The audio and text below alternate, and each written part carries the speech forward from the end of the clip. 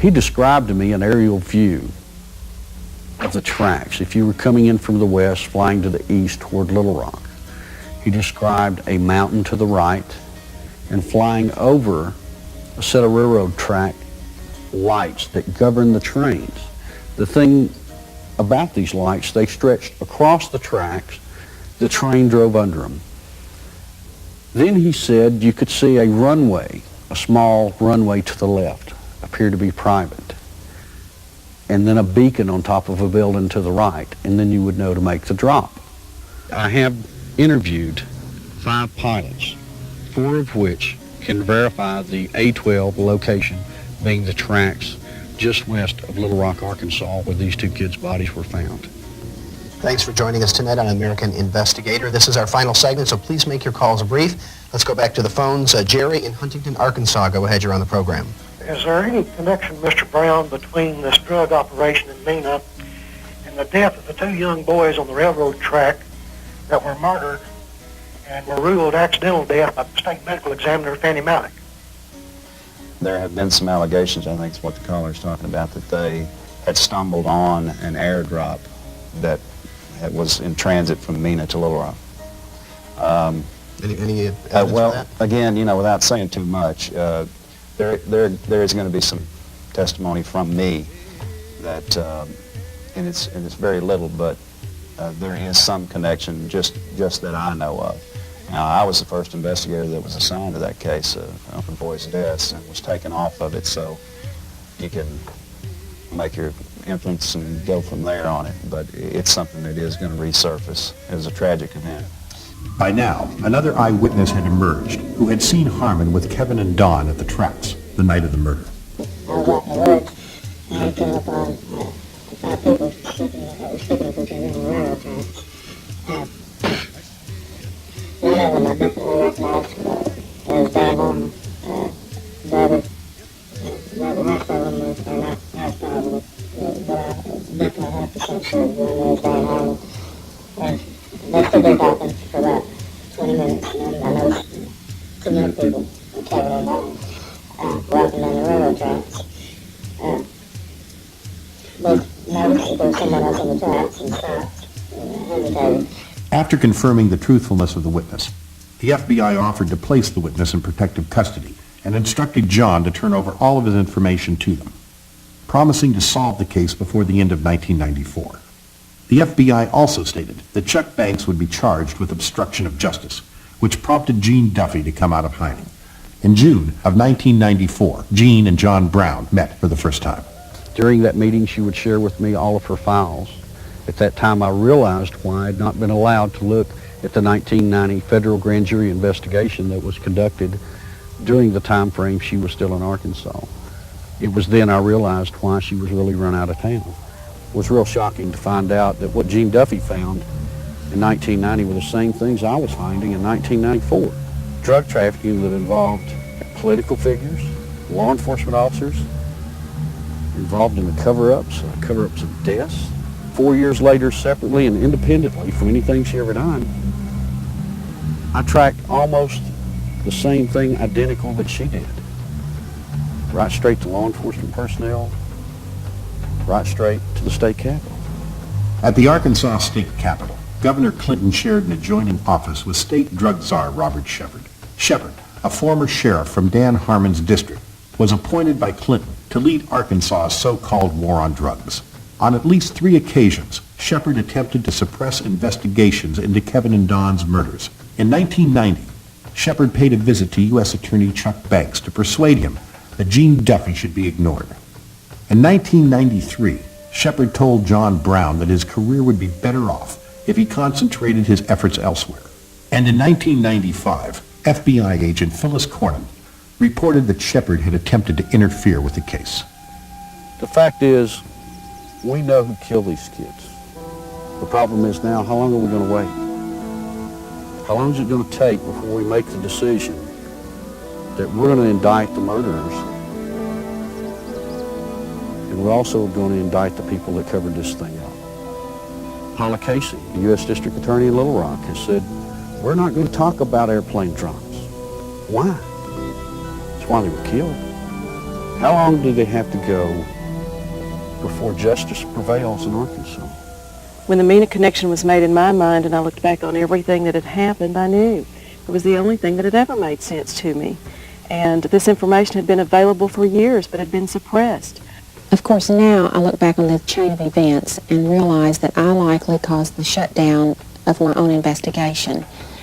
It's clear to me that the turning point was when I gave Chuck Banks the information developed by my task force that the boys were killed because they had stumbled upon a large shipment of drugs dropped from an airplane.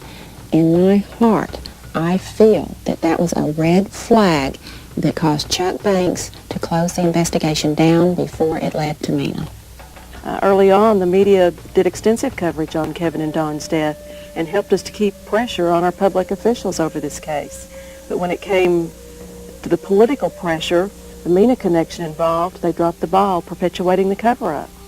There's some people in the media that know the whole story. I had a reporter call, and I met with him, and it became obvious that he knew a lot more about Mena, Arkansas, the ongoing drug operation in Arkansas, money laundering. I mean, this guy was phenomenal. He even had records. He had done his own research. He'd been doing it for years. He works for a major newspaper in Arkansas now. And I said, you've got all this. I mean, you got the story. Why don't you print it? And he said, do you really think they'd let me print this? He said, there's no way, John. And freedom of speech is supposed to be alive and well. And this man tells me he can't print the truth. It was now more than 8 years since the incident on the tracks. The pieces of the puzzle had finally come together. Eyewitnesses had implicated several people in the murders and subsequent cover-up, including Prosecutor Dan Harmon, Deputy Prosecutor Richard Garrett, Sheriff Jim Steed, and Officers Jay Campbell, Kirk Lane, and Danny Allen. Throughout his career, Dan Harmon has been protected by the powerful and corrupt in Arkansas. In 1990, he was arrested on 4 misdemeanor counts of tax evasion. At his arraignment, he was ordered to take a routine drug test which would have allowed him to go free. He refused and spent 18 days in jail. Harmon was later convicted of one of the charges and was sentenced by the notorious U.S. District Judge Henry Woods to 1-year probation, the absolute minimum allowed.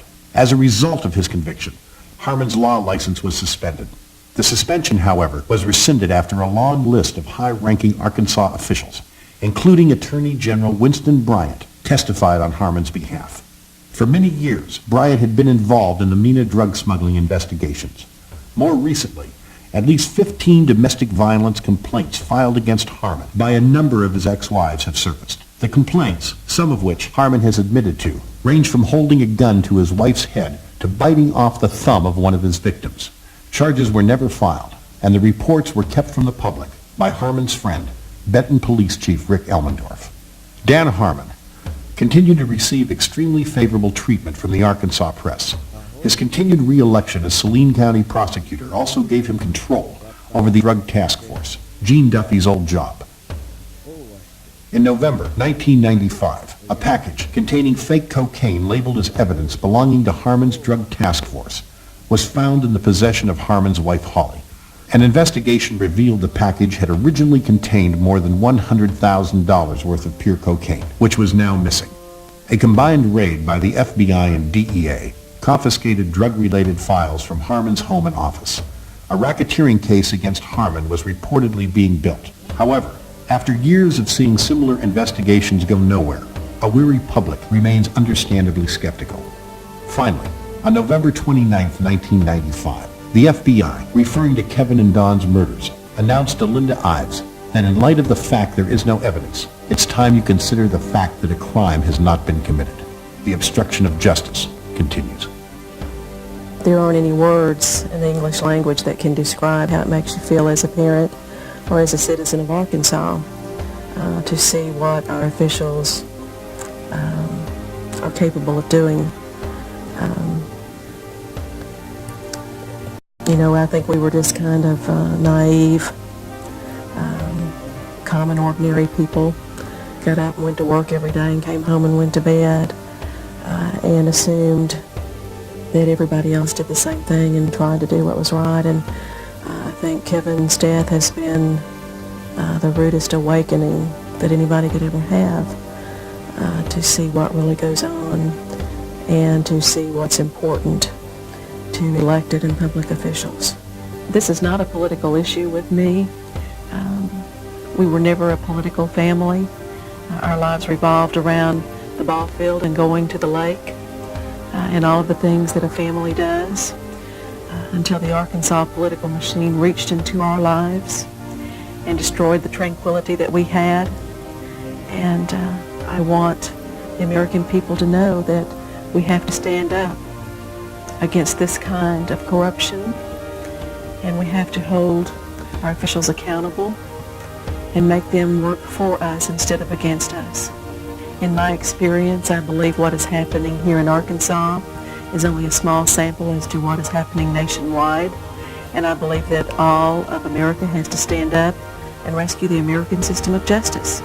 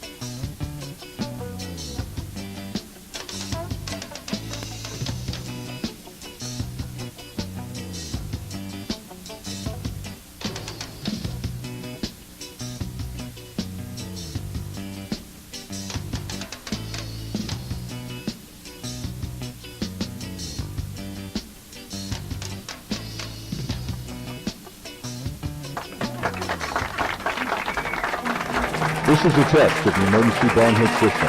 This is only a test. Fire is mad as hell! I don't want to take this anymore! This is a test of the emergency bomb hit system. The bomb hitters in your area, in voluntary defiance of federal, state, and local authorities, have developed this system to keep you informed in the event of a bomb hit emergency. If this had been an actual emergency, the attention signal you just heard would have been followed by official supply information, police scanner news, and emergency bong hitting instructions. This concludes this test of the emergency bong hit system. Quit playing games with God! Wake up, America.